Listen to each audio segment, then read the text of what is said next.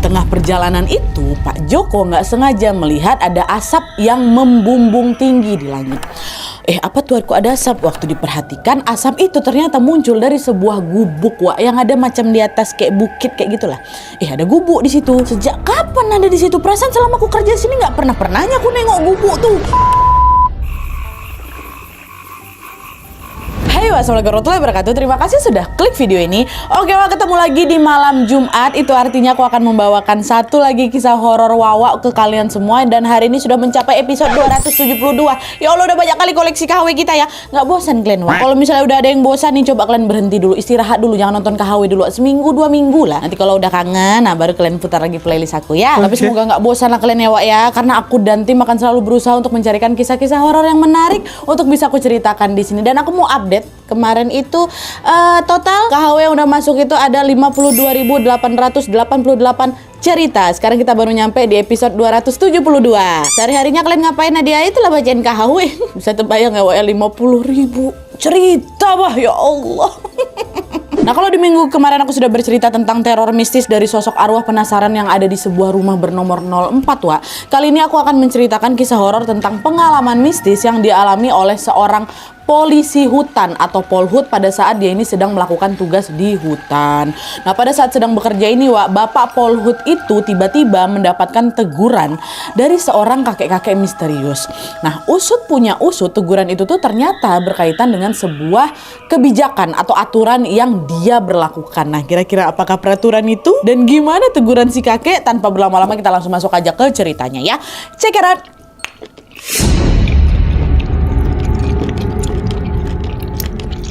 Oke, Wak, jadi kisah yang akan menceritakan malam ini dikirim sama Wak kita yang bernama Mira dari Jawa Tengah. Halo Mbak Mira. Nah, sedikit informasi tentang Mira, Wak. Jadi Mira ini adalah anak dari seorang pemuka desa yang cukup dihormati di lingkungannya.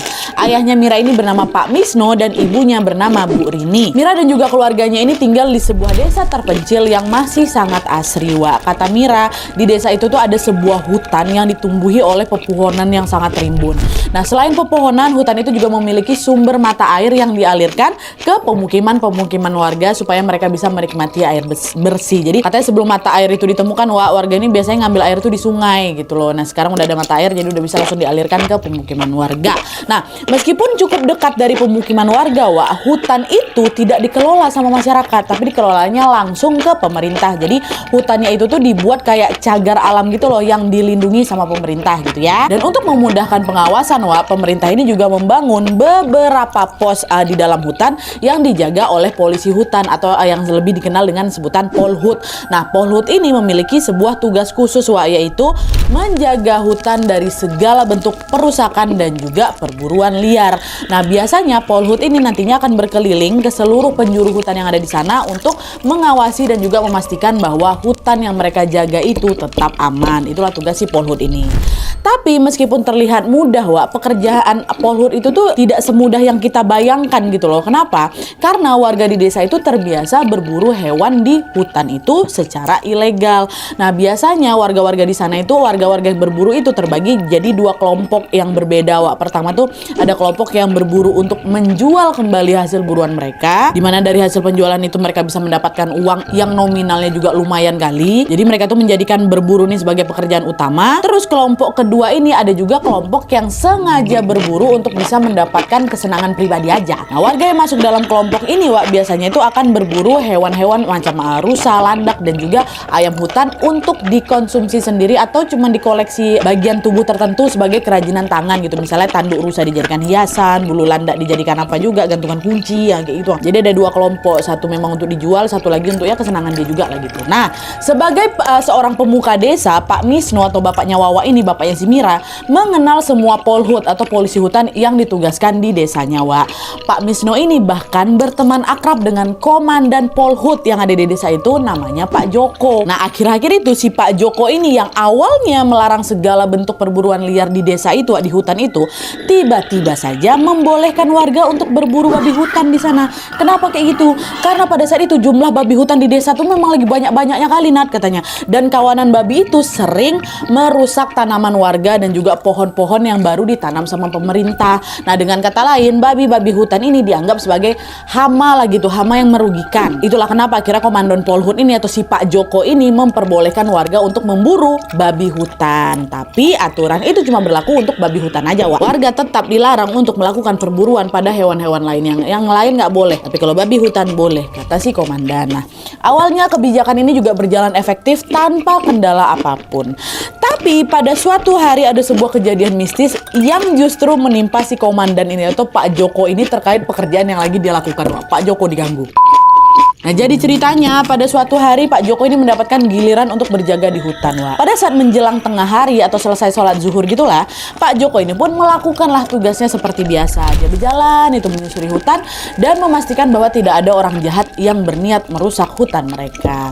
Nah, pas dia lagi keliling-keliling itu, semua berjalan baik-baik aja. Cuaca hari itu cerah kali, matahari masih bersinar tepat di atas kepala waktu udah zuhur pula waktu itu ya kan. Tapi semakin dia berjalan masuk ke dalam hutan, Wak, Pak Joko ini dikejutkan dengan perubahan cuaca yang terjadi secara tiba-tiba. Jadi langit tuh berubah gelap gitu loh, langsung gelap, dan gak lama kemudian hujan turun, Wak. Deras sekali hujannya. Bersamaan dengan itu juga kabut tebal pun mulai muncul tuh menyelimuti hampir seluruh area hutan. Tiba-tiba kayak gitu berubah cuacanya kan. Nah, karena hujan itu terjadi tiba-tiba, Pak Joko juga yang nggak bawa perlengkapan macam payung, jas hujan, nggak bawa. Orang pertama cerah-cerah aja kok. Nah, terus karena takut kehujanan, Pak Joko ini berteduh sebentar lah di bawah pohon besar gitu. Batin lah Pak Joko kan, ya udahlah aku tunggu di sini aja lah dulu, siapa tahu bentar lagi hujannya reda, kata Pak Joko kayak gitu. Tapi setelah ditunggu, hujan tuh nggak reda-reda, Wak. Malah sebaliknya, hujan tuh malah makin turun deras lagi dan membuat hawa di hutan itu semakin dingin, ya kan? Nah, gak mau lama-lama kejebak di hutan, Pak Joko pun berinisiatif untuk balik lagi nih ke pos tempat dia berjaga. Dia terus nyalain lah senter ya kan, dan kembali berjalan menembus derasnya hujan itu. Aku nggak bisa lama-lama di sini, nanti aku kedinginan pula dong. Jalan lah dong, lagi hujan nih. Nah, di tengah perjalanan itu, Pak Joko nggak sengaja melihat ada asap yang membumbung tinggi di langit. Apa tuh, kok ada asap? Waktu diperhatikan, asap itu ternyata muncul dari sebuah gubuk, Wak, yang ada macam di atas kayak bukit kayak gitulah. Ada gubuk di situ. Sejak kapan ada di situ? Perasaan selama aku kerja di sini nggak pernahnya aku nengok gubuk tuh. Atau sih Pak Joko. Gegara penasaran dia kan. Pak Joko pun membatalkan niatnya untuk kembali ke pos. Dia malah mengikuti sumber dari datangnya asap itu, Wak, which is ke gubuk itu. Dengan langkah hati-hati, Pak Joko pun macam mendaki bukit itu, dan setibanya di sana dia melihat ada sebuah gubuk sederhana yang atapnya berbentuk joglo. Pak Joko kemudian diketoknya lah pintu gubuk itu dengan maksud ingin numpang teduh bentar nih aku gitu kan. Sekalian mau tahu ini rumah siapa, kok aku nggak pernah kesini gitu. Tapi setelah berkali-kali diketok nggak ada orang yang muncul, Wak. Permisi Pak, Bu, permisi gitu kan. Nggak ada yang muncul. Nggak nyerah di situ aja, Wak. Pak Joko ngetuk jendela, Bu, permisi Bu, Pak gitu. Dia ngomong sambil pakai bahasa Jawa. Kulo nuwun Pak, Bu, apa ada orang di sini? Kata si Pak Joko. Dan tepat setelah Pak Joko ngomong pakai bahasa Jawa itu, Wak, ada laki-laki yang jawab, "Nggih, monggo," kata. "Ya, silakan," kata bapak-bapak ini. Nah, karena salamnya itu dijawab sama si pemilik rumah, Pak Joko pun memberanikan diri lah untuk bisa masuk ke dalam si rumah itu. Tapi setibanya dia di ruang tamu atau di ruang depan, Wak, ternyata di sana nggak ada siapa-siapa. Kok nggak ada orang di sini? Tadi ada yang ngejawab. Tadi suaranya macam ada depan sini. Siapa yang jawab salamku barusan? Kata Pak Joko kan. Lagi-lagi karena masih penasaran, Pak Joko jalan lagi lah. Dia makin masuk ke dalam rumah untuk bertemu dengan si pemiliknya atau si sumber suara ini. Dan betul aja, Wak, waktu dia masuk ke area dapur, Pak Joko melihat ada seorang kakek-kakek pakai celana hitam, dia telanjang dada nggak pakai baju, duduk depan tungku yang lagi nyala. Kakek itu langsung nengok Pak Joko, senyum dia. "Sini nak, biar badanmu hangat," sambil dia nyodorin macam kursi kayu gitu loh, Wak, supaya Pak Joko duduk di samping dia gitu kan. "Sini nak." Nah, mendapatkan sambutan seramah itu, Wak, Pak Joko pun nggak yang curiga apa segala macam. Dia malah nurut. Dia langsung duduk lah di kursi itu, di kursi yang udah disediain sama si kakek ini. Nah, nggak lama setelah Pak Joko itu duduk, kakek ini langsung buka percakapan. Dia nanya, kamu polisi hutan Yole. Gitu kan, kamu polisi hutan ya nak. Nah denger itu Pak Joko agak kaget, kok tahu dia kalau aku polisi hutan gitu kan. Tapi nggak lama kemudian si Pak Joko langsung notice, jadi aku kan pakai seragam. Polisi mana yang ada dalam hutan kalau bukan polisi hutan gitu, kata Pak Joko. Kan dah Pak Joko ini pun langsung lah menjawab pertanyaan si kakek itu. Oh iya kek, saya polisi hutan katanya. Nah di situ kakek ini nanya lagi, oh berarti tugasmu menjaga hutan ini ya Le. Oh iya kek, betul, saya dan juga teman-teman saya ditugaskan untuk menjaga hutan ini.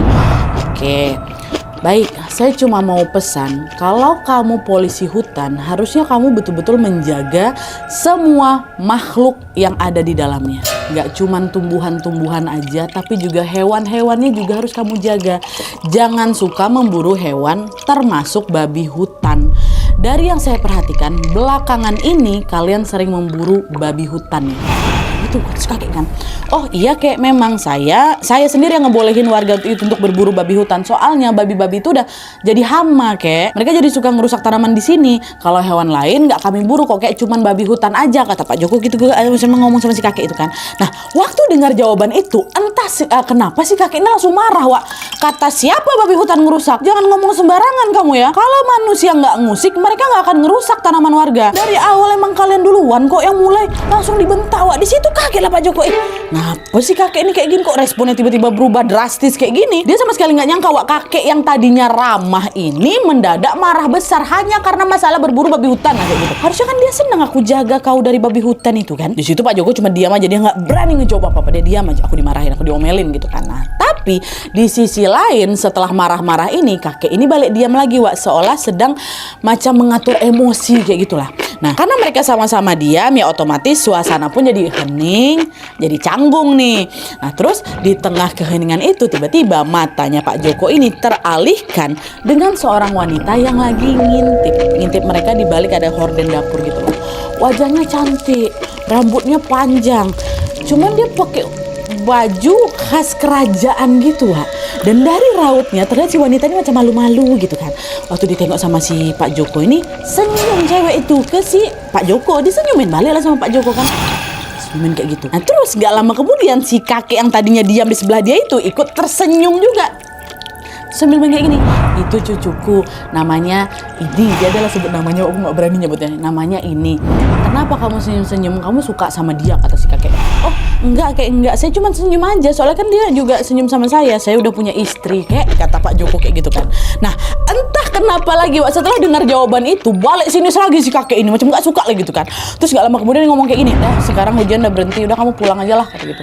Dan tolong ingat ya pesan aku tadi, jangan sesekali kalian memburu hewan di hutan ini lagi, sekalipun itu babi hutan. Udah biarkan aja mereka hidup, karena hutan ini adalah rumah mereka. Langsung diusir Pak Joko ini. Nah ketika mendengar pesan itu sebenarnya Wak, Pak Joko tuh nggak setuju sama ucapan dari si kakek ini, tapi dia memilih diam karena dia nggak mau berdebat lah sama kakek-kakek yang lebih tua dari dia kan. Udahlah tuh, nggak lama dari situ Pak Joko pun baik kek, saya mau pamit pulang katanya. Dan tepat sebelum Pak Joko ini pergi, kakek ini ngomong lagi, ya udah Le, saya panggilin ojek ya supaya kamu bisa cepat sampai rumah, katanya. Hah? Ojek dari mana kek? Emangnya ada ojek di tengah hutan kayak gini? Kakek ini ada aja. Mana ada ojek di tengah hutan kan Wak? Ada kok, ada. Kamu aja yang belum tahu, kata si kakek kayak gitu Wak. Apa nih? Nah belum sempat si Pak Joko ini bereaksi apa-apa, tiba-tiba kakek ini besiul Wak. Dia besiul seolah-olah dia sedang memanggil sesuatu. Aku nggak pula bisa besiul kayak gitu kan. Terus setelah dia besiul itu, nggak lama kemudian datang nih seorang laki-laki. Dia naik motor trail, bahkan motor gunung, sambil pakai helm, yang helmnya itu nutupin seluruh wajahnya. Langsung datang depan rumah si kakek itu. Laki-laki itu langsung ngerem sepeda motornya dan dia berhenti tepat di depan rumah kakek. Waktu disiul itu, aduh perindik dah. Ngeliat itu Pak Joko langsung makin heran lagi. Betul nggak ada ojek di sini? Kok baru ini aku tengok ada ojeknya? Selama ini apa baru ada, pakai gimana? Aku nggak pernah dapat laporan kalau di dalam hutannya ada ojek, kata gitu. Dan seolah memahami isi hati dari Pak Joko, Wak, si kakek ini tiba-tiba ngomong lagi, udah kamu nggak usah kaget, mereka dari dulu udah ada di sini kok, katanya. Dan entah kenapa setelah dengar jawaban itu, wah langsung merinding Pak Joko. Aku pun ikut merinding nih. Mereka udah lama di sini, maksud kakeknya apa nih? Tapi meskipun begitu Wak, Pak Joko ini masih positive thinking dan dia nggak mau berpikir macam-macam. Udah nggak ada apa-apa nih, paling itu cuman perasaan aku aja, kan juga lagi masih gerimis-gerimis kayak gini. Makanya aku merinding kayak gitu kan. Terus udah beberapa saat kemudian kakek itu bilang lagi lah sama si pengendara ojek ini, Le, tolong anterin bapak ini pulang ke rumahnya ya. Pastikan dia pulang dengan selamat dan jangan sampai dia kenapa-napa, kata si kakek ini ke si tukang ojek itu. Nah denger itu tukang ojek cuman ngangguk aja Wak, tanpa menjawab sepatah kata apapun. Dia cuma jawab pakai gestur. Nah nggak lama Pak Joko naiklah itu ke atas motor dan kemudian mereka berdua langsung wang, tancap gas meninggalkan si kakek dan keluar hutan. Nah di tengah perjalanan Wak, tiba-tiba hujan turun lagi, turunnya deras tuh. Cuman anehnya si tukang ojek ini sama sekali tidak menawari Pak Joko, Pak kita berteduh dulu apa Pak, atau Pak pakai mantelnya dulu Pak, kayak gitu nggak, ada diam aja Wak. Dan nggak cuma di situ aja, selama perjalanan itu si yang tukang ojek ini juga diem aja. Di situ perasaan Pak Joko tiba-tiba nggak enak. Dari awal dari tadi loh aku naik motor ini, kenapa si tukang ojek ini diam-diam aja ya? Dia sakit apa kayak gimana nih? Nah akhirnya di situ Pak Joko pun berinisiatif lah buat buka obrolan dulu nih ke si tukang ojek itu. Mas, namanya siapa? Saya baru kali ini loh lihat ada ojek di dalam hutan, kata si Pak Joko. Di situ tukang ojek ini diam Wak, dia nggak ada jawab apa-apa kan, dia tetap dia bawa motor ngeng gitu. Nah ngapa nih nggak dijawab pertanyaan aku nih? Tapi meskipun udah ngerasa janggal di situ, Pak Joko masih menganggap, oh mungkin tukang ojek ini nggak dengar suaraku. Apalagi kan sekarang lagi hujan ya kan, mungkin suaraku ketutup sama suara hujan gitu, kata Pak Joko di dalam hati. Nah, nggak mau terus menerus overthinking, wah akhirnya di sepanjang perjalanan Pak Joko memutuskan untuk diam tanpa bertanya apa-apa lagi. Dan setelah menempuh kurang lebih setengah jam perjalanan, mereka pun akhirnya keluar dari hutan dan sampai di ujung jalan mau masuk desa Wak. Nah pas mereka keluar hutan itu, Pak Joko baru sadar kalau langit tuh udah gelap Wak. Gelap itu gelap malam yang udah gelap dan hujannya nggak terlalu sederas tadi, jadi cuma gerimis aja lah kayak gitu. Kok udah malam langit gini, perasaan aku tadi ya, dia keluarnya waktu apaan? Zuhur kan? Ngobrol sama kakek itu paling baru bentar ini, kenapa aku tiba-tiba keluar udah malam? Apa aku tadi sebenarnya berangkatnya abis asar ya? Atau apa nih? Dia masih berpikir kayak itu. Terus nggak lama kemudian Pak Joko nyampe lah itu di depan rumahnya dengan selamat, beneran nyampe nih. Nah pas baru turun dari motor, Pak Joko nanya lagi, oh ya Mas makasih, ongkosnya berapa Mas? Lagi-lagi ojek itu nggak jawab waktu si Pak Joko turun. Ongkosnya berapa Mas? Dia langsung putar balik dah, ngegas lagi, ditinggalkan ya Pak Joko dekat depan rumah itu. Wah langsung ditinggalin. Pak tukang ojek tuh, perasaan dari cari perilaku ya udah nggak betul lah ini. Dah Pak Joko langsung masuk lah lagi dalam rumah kan, dia mau istirahat nih. Nah setibanya di ruang tamu, tiba-tiba istrinya langsung Mas kamu nih dari mana Mas? Kok udah tengah malam gini, kamu baru pulang dari tadi, aku udah telepon teman-teman kamu tapi nggak ada yang tahu kamu kemana. Kamu tuh dari mana? Kata istrinya gitu. Hah? Tengah malam? Jam berapa ya Mas sekarang Bu? Katanya udah deg-degan nih Pak Joko nih. Karena kan dia udah nggak, pertama kok aku keluar hutan langit udah aneh kok udah malam gitu. Istri bilang apa? Udah jam 12 malam Pak, kata gitu. Waktu itu Pak Joko langsung ngelirik ke jam kan, ternyata betul Pak, udah jam 12 malam. Apa nggak langsung bingung Pak Joko tuh? 12 malam? Dia tuh masih ingat betul, perasaan tadi itu perjalanan aku habis zuhur sama ketemu kakek mau balik paling lama 3 jam. Pun kalau memang aku salah, aku berangkatnya asar katakanlah misalnya asar jam 3 nih, 3 jam kemudian jam 7, pasti jam 7 harusnya, bukan jam 12 malam. Dan perasaan Pak Joko ini udah makin gak enak lagi, dia udah gak bisa positive thinking lagi setelah dia ngeh sesuatu, setelah dia sadar sesuatu. Mungkin kalian udah ngeh gak ini bagian sini? Sejak di rumah kakek sampai dia pulang ke rumah, Pak Joko kan gak ada ngasih tahu alamat rumahnya kemana Wak, ke si tukang ojek. Ya kan? Nggak ada kan dia rumah saya nanti di sini apa, nggak ada. Jangankan ngomongin alamat, orang sepanjang jalan juga mereka diem-dieman kok. Nah ini kok tukang ojeknya bisa tahu di mana rumahnya Pak Joko, ya kan? Pak Joko udah, aduh kok aku merindingnya bagian sini. Di situ Pak Joko berusaha tenang, dia memutuskan untuk tidak bercerita apa-apa sama istrinya, takut istrinya takutkan. Nah karena malam semakin larut, Pak Joko pun segera mandi dan beristirahat. Sampailah pagi tiba. Dan nih, nah keesokan harinya Wak, Pak Joko pun mencoba kembali menjalani hari-harinya seperti biasa. Walaupun tadi malam tuh kayak ada yang aneh sama kegiatan aku tadi malam, tapi ya sudah lah gitu kan.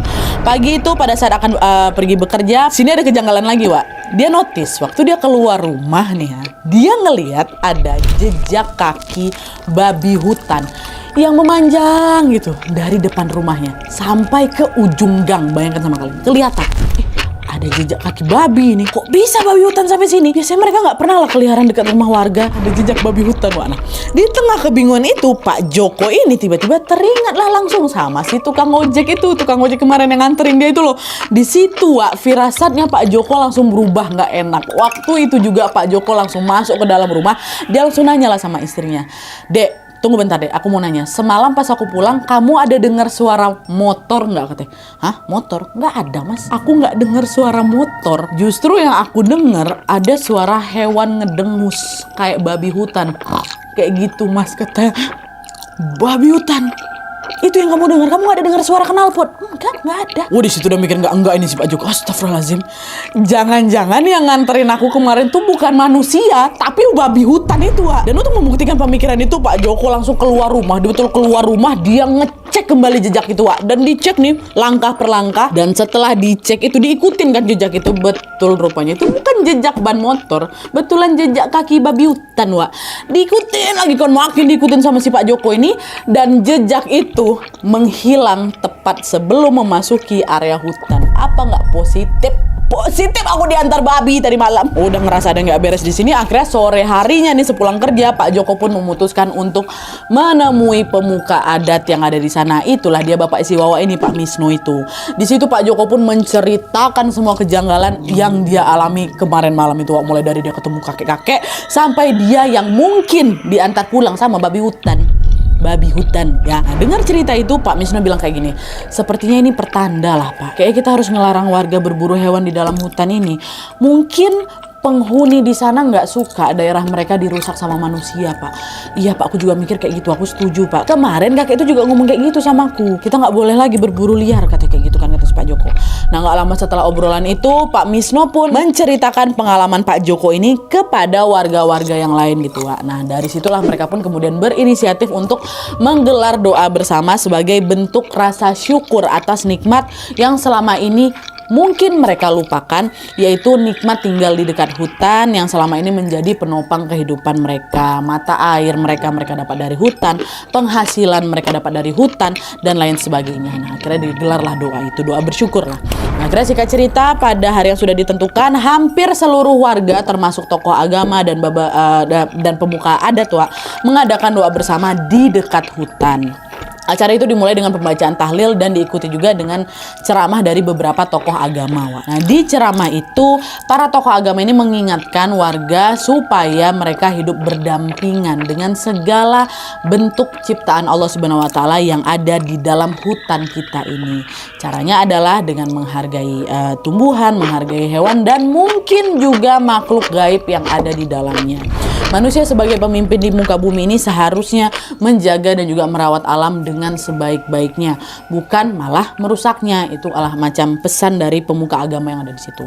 Dan kalian tahu, ceramah itu rupanya sangat kena di hatinya warga, kata si Mira kayak gitu. Dimana sejak saat itu mereka hampir tidak pernah melakukan perburuan liar kayak dulu lagi, kompak semuanya. Dan sebaliknya, sejak saat itu Polhut dan juga warga di desanya Mira ini saling bekerja sama untuk bisa menjaga hutan itu sebaik-baiknya dari tangan-tangan orang yang tidak bertanggung jawab. Oke Wak, jadi itu tadi cerita tentang pengalaman mistis yang dialami sama Pak Polhut atau Pak Joko atau teman bapaknya Mira yang berprofesi sebagai polisi hutan ini.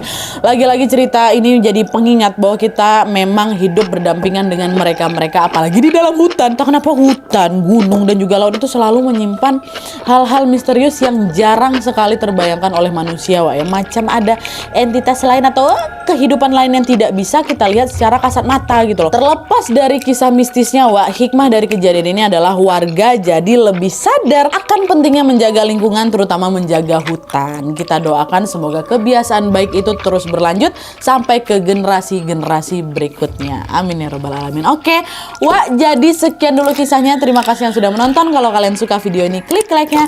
Jangan lupa komen di bawah video dan saran-saran untuk video selanjutnya. Jangan lupa nyalain notifikasinya supaya kalian tahu kalau upload video baru. And as always, jangan lupa untuk klik tombol subscribe supaya kalian sama-sama tahu informasi menarik dan menegangkan dari channel aku. See you next video, Wak. Bye.